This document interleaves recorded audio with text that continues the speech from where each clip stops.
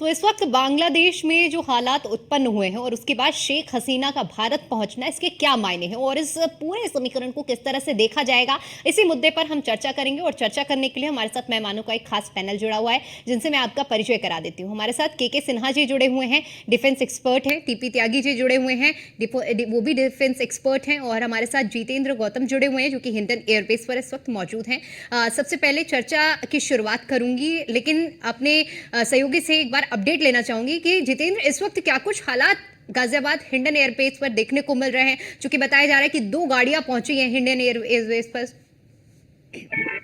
हाँ जी, बिल्कुल। देखिए, जो 2 गाड़ियां इंडियन एयरबेस पर पहुंची थी, एमबीसी की, वो अब से कुछ मिनट पहले ही यहाँ से एक बार फिर दिल्ली के लिए रवाना हो चुकी हैं, जिससे कहीं ना कहीं एक बार फिर इस बात पर जोर दिया जा रहा है कि हो सकता है कि शेख हसीना दिल्ली ना रुक कर यहाँ से फिनलैंड या फिर ब्रिटेन के लिए जा सकती हैं। हालांकि अभी तक परमिशन नहीं मिल पाई है, लेकिन लगातार प्रयास लगाए जा रहे हैं। और जब से इंडियन एयरबेस पर शेख हसीना मौजूद हैं, तब से ही लगातार इंडियन एयरबेस की चौकसी की जा रही है और लगातार जो हेलीकॉप्टर्स हैं वो निगरानी कर रहे हैं। कई लेयरों में शेख हसीना को सिक्योरिटी प्रोवाइड करी जा रही है। जी बिल्कुल जितेंद्र, क्योंकि ये बेहद गंभीर मामला है और ऐसे में लगातार जिस तरह से अब ये चर्चा हो रही है, ऐसे में बेहद जरूरी होगा कि आगे का क्या कुछ कदम शेख हसीना की ओर से होता है। क्या वो दिल्ली जाती हैं या कहाँ पहुंचती हैं, ये भी देखने वाली बात होगी। के सिन्हा जी, आपसे समझना चाहूंगी कि अब आगे का मूव क्या हो सकता है, क्योंकि जिस तरह से पहले बांग्लादेश में हालात उत्पन्न होते हैं, उसके बाद शेख हसीना का भारत पहुंचना, भारत पहुंचते ही वो दिल्ली ना जाके गाजियाबाद को चुनती हैं। सबसे पहला सवाल तो मेरा आपसे यही रहेगा कि आखिर दिल्ली को छोड़कर गाजियाबाद को उनकी ओर से क्यों चुना गया? जय हिंद दीपिका। देखिए, आपका जो सवाल है कि गाजियाबाद में हिंडन बेस में क्यों चुना गया, तो इसके ऊपर में इंडियन जो हिंडन एयर बेस है वो एयरफोर्स का बेस है। और जो एयरक्राफ्ट लेकर के आया था, जो बांग्लादेश के एयरफोर्स का एयरक्राफ्ट उनको लेकर आया था, वो भी उनके मिलिट्री एयरक्राफ्ट हैं। और उसको हमारे फाइटर, जो वो हमारे अगरतला से आए, तो हमारे फाइटर उसको स्कॉट कर रहे थे, क्योंकि हमारे एयर स्पेस पे आने के बाद उनकी जिम्मेवारी हमारी है। और वो एक चुनी हुई संवैधानिक तरीके से चुनी हुई नेता हैं। और 4 कॉन्जिक्यूटिव टर्म्स रही हैं, 5 टर्म्स रहा है, एक 4 तो कॉन्जिक्यूटिव है, 2009 से जो कॉन्जिक्यूटिव टर्म्स चल रहे हैं उनके। इस बीच में उनको एक तरीके से हटाया, तो हमारे दायित्व बनता है, क्योंकि हम जब डेमोक्रेसी में बात करते हैं कि यदि, और यदि इसमें देखिए बांग्लादेश के आर्मी से, क्योंकि मिलिट्री प्लेन्स को हमने आने दिया और स्कॉट करके इसको यहाँ लाया गया, तो हमने उसको परमिट किया है। तो ये एब्सोल्युटली डिप्लोमेटिकली, मिलिटरली और जो जियोपॉलिटिकल है, जो स्ट्रेटेजिकली बहुत सही है एब्सोल्युटली। और उनको हिंडन बेस इसलिए लाया गया, ना कि उनको हम इंदिरा गांधी एयरपोर्ट या और कोई सिविल एयरपोर्ट में लेके जाएं फिर वहां से, क्योंकि उनकी सुरक्षा सबसे बड़ी चीज है। सुरक्षा कौन प्रदान करेगा हमारी सरजमीन में यदि कुछ हो गया? क्योंकि तत्वें जो जिस तरह से आप देख रही हैं, जमात इस्लामी का नाम आता है और रेडिकल लोगों का नाम आता है, जिस तरह से वहां यहाँ पर भी इसकी कमी तो है नहीं। तो यदि उनकी सुरक्षा का दायित्व तो जब हमारे ऊपर में है, मिलिट्री के ऊपर में, यदि एयरफोर्स के ऊपर में है, एयर स्पेस के अंदर, तो एब्सोल्युटली उसको करेक्ट है। वो जहां जाना चाहे, यदि वो जाना चाहती है, ये तो हमारे देश के सोच समझ करके लेने वाली चीज है। यदि वो देश में रहना चाहती हैं, उनको दिया जाएगा कि नहीं, वो दूसरी बात है। मगर अभी जैसे खबरें आ रही हैं कि यूके में शायद उनको जाए, यदि यूके नहीं देता है, तो यूके में भी हालात बहुत खराब है।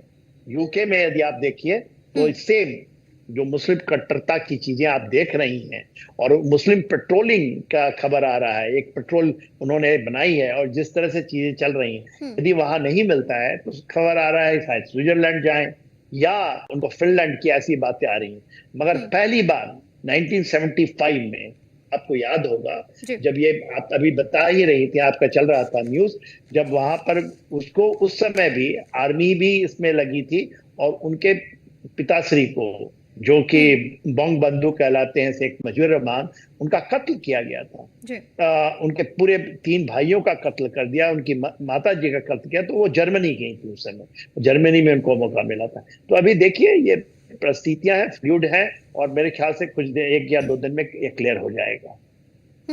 ठीक है। टीपी जी, आपसे समझना चाहूंगी क्योंकि देखिए जिस तरह से हालात उत्पन्न हुए बांग्लादेश में, सभी तस्वीरों को देख रहे हैं क्योंकि सोशल मीडिया पर भी जो तस्वीरें कल से सामने आ रही हैं वो सभी को चौंकाने वाली है, क्योंकि महज आरक्षण के लिए जो स्थिति बांग्लादेश में उत्पन्न हुई है, लाजमी है कि चिंता का विषय है कि प्रधानमंत्री को देश छोड़ना पड़ता है, इस्तीफा देना पड़ता है, आर्मी मोर्चा संभालती है।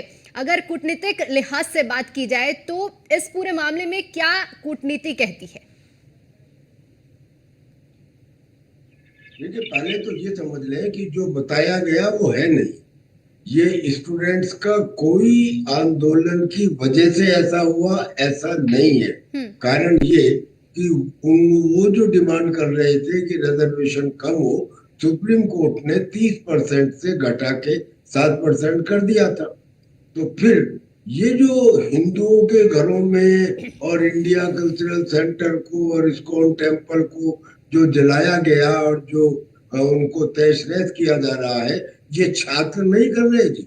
ये जो है ये उपद्रवी टेररिस्ट और बाकायदा ये किया जा रहा है किसी के इशारे पर। अब किसके इशारे पर? इसमें सीधे सीधे एक्टिव कन्नाइवेंस है पाकिस्तान और चाइना की, और टैसिट अप्रूवल है अमेरिका का। मैं बताता हूँ कैसे। जहां तक पाकिस्तान का सवाल है, तो जो पाकिस्तान की मदद से चल रहे भारत विरोधी कट्टरपंथियों की दुकानें थी बांग्लादेश में, वो शेख हसीना ने बंद करवा दी। उसके जो कॉक्स बाजार में आसाम के उपद्रवी थे, उनका उसने सफाया कर दिया।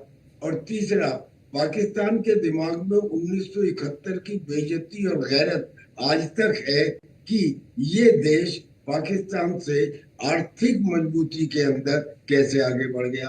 अब आइए चाइना पे।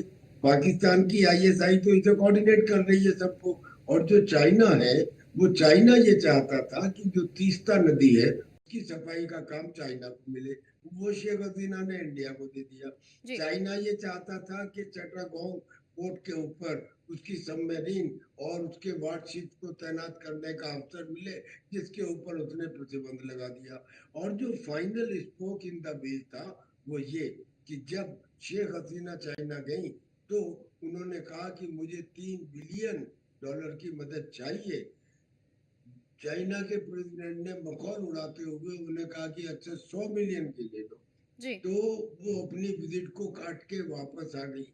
चाइना की ये बात तो चाइना के लिए एक बेइज्जती महसूस हुई चाइना को, तो उनकी जो एक्टिव कन्नाइवेंस रही। और अमेरिका का टैसिट अप्रूवल इसलिए रहा क्योंकि अमेरिका बांग्लादेश के एक आइलैंड के ऊपर अपना एयरबेस बनाना चाहता था, वो नहीं मिला, नहीं दिया उसने। तो इस वजह से ये बाहरी ताकतों की वजह से ये हुआ, वरना क्या आर्मी रोक नहीं सकती थी उपद्रवियों को प्राइम मिनिस्टर के घर में जाने के लिए या आग लगाने के लिए इस्कॉन टेम्पल और इंडियन कल्चरल सेंटर और बहुत सारे टेम्पल्स में? मगर आर्मी के अंदर भी एक डिवाइड थी। हालांकि 2 महीने पहले ही शेख हसीना ने वहां के जो chief of the army staff है वकार, उनको तैनाती दी थी, मगर उनके 5 लेफ्टिनेंट जनरल है, जिनमें से 4 ऐसे हैं जो शेख हसीना के खिलाफ थे। उनकी 3rd tier ऑफ लीडरशिप में जो मेजर जनरल है, उनमें से ज्यादातर शेख हसीना के खिलाफ थे। इन्होंने प्रेशर बनाया chief of the army staff Waqar पर कि आप इससे कहिए कि शेख हसीना तुरंत अपना इस्तीफा दे। ये भी इजाजत नहीं दी कि वो देश के नाम एक संदेश प्रसारित कर सके। 45 मिनट में उसे छोड़ने को कहा। ये तो ये हुआ कि ये हुआ कैसे। अब सवाल ये है कि हिंदुस्तान इसमें कई वजह से चिंतित है, और हमारे लिए ये सबसे ज्यादा हमको इफेक्ट करने वाला है। पहला कारण तो ये कि हमारी बांग्लादेश के साथ में 4000 किलोमीटर की का सरहद है, जबकि चीन के साथ केवल 3500 किलोमीटर की है, यानी कि उससे भी ज्यादा। बार्बेड वायर है, उसको कहीं से भी तोड़ के आया जा सकता है। अब वहां पे एक्सोडस होना निश्चित है, वहां पे आएंगे जिन हिंदुओं को मारा जा रहा है। मगर जो प्रॉब्लम है वो उनके आने से नहीं है, प्रॉब्लम है उन जेल से जो 500 खूंखार आतंकी जेल तोड़ के भाग निकले हैं, उनके आने से। पाकिस्तान के समर्थन से, उनके द्वारा हिंदुस्तान को डिस्टेबलाइज करने से। लिहाजा हमको इस बात का ख्याल रखना है।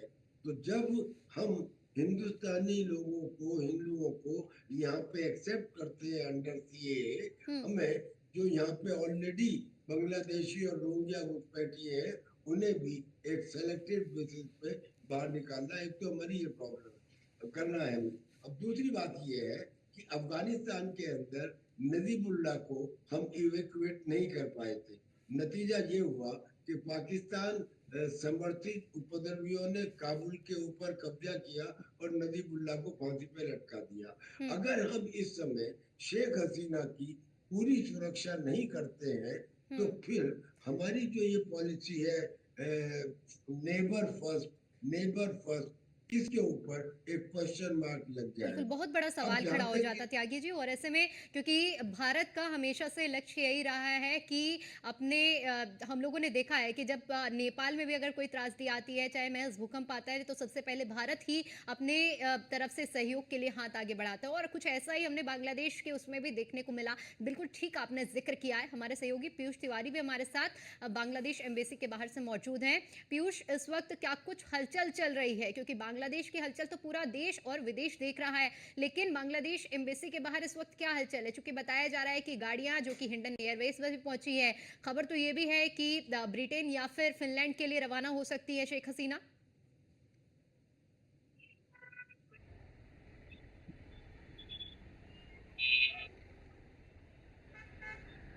बिल्कुल, अगर हम बात करें तो निश्चित रूप से बांग्लादेश में जो तख्ता पलट हुआ, या यूँ कहें कि जो राजनीतिक हलचल मची, प्रदर्शन हुआ है, उसका असर जो है वो दिल्ली में देखने को मिल रहा है। लगातार बैठकें हो रही हैं, बैठकों का दौर जारी है। कल भी आपने देखा कि जैसे इस बात की जानकारी मिली, विदेश मंत्री सीधे तौर पर प्रधानमंत्री से मुलाकात करने के लिए पहुंचे और उन्होंने बाकायदा बांग्लादेश के बारे में जानकारी दी कि क्या कुछ वहाँ पर अभी स्थिति बनी हुई है और भारतीयों की स्थिति वहाँ पर क्या कुछ है।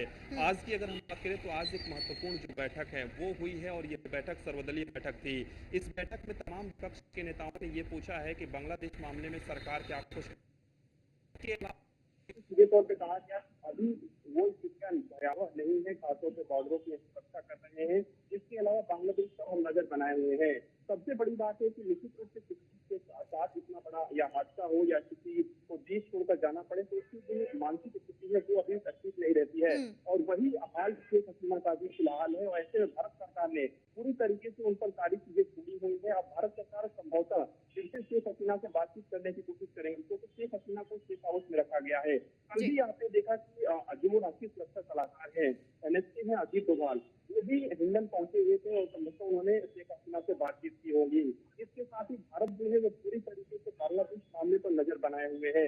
आज थोड़ी देर का वक्त बचा है जब विदेश मंत्री एस जयशंकर पहले राज्यसभा में बोलेंगे करीब 2:30 बजे के आसपास, उसके बाद करीब 3:30 बजे के आसपास वो लोकसभा में बोलते हुए नजर आएंगे। सबसे बड़ी बात ये है कि तमाम जो विपक्षी दल है जो भी सरकार के साथ है, यानी कि तमाम विपक्षी सांसदों का कहना है कि सरकार अंतर्राष्ट्रीय मामलों में जो भी फैसले देगी हम उनके साथ है, खासतौर से बांग्लादेश के मामले में। और निश्चित रूप से जिस तरीके से बांग्लादेश के तमाम हिंदू घरों को, हिंदू मंदिरों को निशाना बनाया जा रहा है, ये भी एक महत्वपूर्ण मुद्दा है। बिल्कुल महत्वपूर्ण विषय है पीयूष, और जिस पर मंथन भी किया जा रहा है और पूरा सहयोग भी भारत की ओर से किया जा रहा है। के सिन्हा जी, इस पर मेरा सवाल एक आपसे ये भी मैं आपसे समझना चाहूंगी, क्योंकि अभी जिस तरह की स्थिति बांग्लादेश में उत्पन्न है, ऐसे में जो बांग्लादेश की सत्ता है, या कह सकते हैं कि अभी जो सिंहासन है वो आर्मी के हाथों में है, यानी मिलिट्री रूल कहा जा सकता है। ऐसे में भारत के लिए कितनी बड़ी चुनौती के तौर पर देखा जा सकता है अगर यही स्थिति बांग्लादेश में बनी रहती है, क्योंकि म्यांमार में भी इस वक्त मिलिट्री रूल है। तो ऐसे में अगर बांग्लादेश में स्थिति लंबे समय तक रहती है तो इसका कितना डेंट भारत को पहुंच सकता है, क्योंकि रिश्ते भारत और बांग्लादेश के कितने बेहतरीन हैं ये सभी जानते हैं। देखिए दीपिका, जो आपने सवाल कह रही है कि यदि वहां पर आर्मी रूल चलती है तो कितनी भयावह स्थिति होगी, तो ऐसा है कि 1971 के बाद आपका बहुत लंबा समय रहा है और 29 कूज हुआ है, मोरलेस छोटे बड़े कुएं हैं। तो सबसे बड़ा coup तो 5 साल के बाद ही हो गया था 1975 में, जब आर्मी रूल सत्ते पे आई थी। उस समय भी हम इसको संभाले हैं। उसके बाद आप देखते हैं 85 में जनरल इरशाद आए थे और लंबे समय तक 7.5 साल तक रहे थे, उस समय भी संभाला गया, फिर डेमोक्रेसी को लाया गया। तो सबसे बड़ी बात जो है कि आप कह रहे हैं कि कैसे हमारी परिस्थिति बनेगी। हमारे और बांग्लादेश आर्मी के बीच में एक बहुत बड़ा घनिष्ठ संबंध रहा है। देखिए, उनके मिलिट्री लीडरशिप भी हमारे ट्रेनिंग इंस्टीट्यूट में पढ़ते हैं। मेरे भी काफी दोस्त हैं। जब मैं नेशनल डिफेंस कॉलेज कर रहा था दिल्ली में, तो उनके जितने भी टॉप लीडर्स जो उस जमाने के थे, उसके साथ हमारे अपना व्यक्तिगत संबंध रहा है। और आज ही जब हमारे फॉरेन मिनिस्टर साहब ने बयान दिया है संसद में, वो कह रहे हैं हम टच में हैं उनके मिलिट्री में टच है। हमारी मिलिट्री डिप्लोमेसी बहुत इंपॉर्टेंट है इस समय, और वहां पर हमारे जो मिलिट्री अटैची हैं वो भी बहुत इंपॉर्टेंट है। जी। तो ये और देखिए, बांग्लादेश आर्मी के अंदर में 2 फाड़ है, जैसे बता रहे थे जी। कल साहब, वो सही है। क्योंकि 52 ईयर्स का है। इवन जो प्रेजेंट चीफ आए हैं जन वकार जमीन साहब, ये इनके जो फादर इन लॉ हैं वो भी जनरल रहे हैं, वहाँ के चीफ रहे हैं। तो और यो शेख बिल्कुल, हसीना से माफी भी के उनका साथ संबंध है, के पारिवारिक साहब आपको संबंध है। रोकना चाहूंगी। एक बहुत छोटा सा सवाल टीपी जी आपसे भी समझना चाहूंगी, क्योंकि कि इस वक्त जिस तरह की स्थिति बांग्लादेश में है, ऐसे में जब चुनौती बहुत बड़ी है, हमले हो रहे हैं भारत के रहने वाले भारतीयों के लिए क्या कुछ वहां पर इस स्थिति में व्यवस्थाएं की जाती हैं और की गई हैं, ताकि किसी भी भारतीय को नुकसान ना पहुंचे बांग्लादेश की स्थिति में जो अभी उत्पन्न है उस पर? देखिए, किसी भी भारतीय को, असलियत में किसी भी हिंदू को नुकसान ना पहुंचे, इसके लिए तो फिर हमको एक्टिव एक्शन ही लेना होगा। वरना जो दिखाई दे रहा है कि आपने इस्कॉन मंदिर जला दिया, आपने इंडिया कल्चरल सेंटर जला दिया, बहुत सारे मंदिर जला दिए, हिंदुओं की दुकानें तोड़ दी, घरों को जला दिया, पर ये सब वो है जो दिख रहा है। जो नहीं दिख रहा है वो ये है कि बंद घरों के बाहर लोग बाग अपने मोबाइल लेके खड़े हुए हैं, यानी कि और लोगों को बुला रहे हैं उस चीज में शामिल होने के लिए जो बंद के अंदर चल रही है। यानी कि ये करीब करीब 1971 वाली उस स्थिति का पुनरावृत्ति है जो पाकिस्तान ने तब की थी, या 1990 में जो कश्मीर में हुआ था। अब इस स्थिति को नियंत्रण करने के लिए ऐसा तो है नहीं कि हिंदुस्तान के कहने से ये रुक जाएगी। इसलिए मैं समझता हूँ कि एक प्री एम्प्टिव एक्शन लेना आवश्यक है, और एक नहीं, बिल्कुल TP relentless Tyagi ji, action क्योंकि लेना समय कम है, एक आवश्यक। सवाल और आपसे मेरा ये रहेगा। टीपी जी जी। एक सेकंड, ये जो एक्शन है, ये action should be preceded by those countries, जैसे इसके अंदर यूरोपियन कंट्रीज हो, या इसके अंदर रशिया हो, या सऊदी अरेबिया हो, या यूनाइटेड अरब एमिरेट्स हो। इन कंट्रीज की मदद लेने की आवश्यकता है कि ये कूटनीति के अंतर्गत ये इंश्योर करें कि हमारे जो हिंदू वहां पे है वो सुरक्षित रहे, और बाद में उन्हें सीएए के अंतर्गत हिंदुस्तान बुलाया जाए। जी बिल्कुल टीपी जी, आपसे ये भी समझना चाहूंगी मैं कि आखिर शेख हसीना ने पहला, जो कहते हैं ना कि फैसला लेना और पहला विश्वास जताना, भारत पर ही विश्वास जताने का क्या ये मायने निकाले जाए? क्योंकि भारत और बांग्लादेश के रिश्ते जितने अच्छे रहे हैं, प्रधानमंत्री नरेंद्र मोदी और शेख हसीना के बीच में जो जब भी चाहे बात उनके शपथ ग्रहण की हो या फिर बड़े बड़े मौकों पर पहुंचना, क्या उसको भी उस लिहाज से भी देखा जाए कि एक भरोसे के तौर पर शेख हसीना ने भारत पर भरोसा जताया है? अनडाउटेडली आप बिल्कुल ठीक कह रही है। ये तो जो हमारा संबंध रहा है शेख हसीना के साथ में, पहली बात तो ये कि जब मुजीबुर रहमान को, उनकी बीवी को, उनके 3 बेटों को, पूरे परिवार को कत्ल कर दिया गया, उस समय शेख हसीना वहां नहीं थी। बाद में शेख हसीना को इंदिरा गांधी ने भी यहाँ पर बुलाया था। शेख हसीना ने कई बार प्राइम मिनिस्टर बनते समय हिंदुस्तान के साथ एक फ्यूचर का रोड मैप तैयार किया था मोदी जी के साथ। ठीक है, माफी के साथ आप सभी को रोकना चाहूंगी। बहुत बहुत शुक्रिया आपका हमारे साथ जुड़ने के लिए।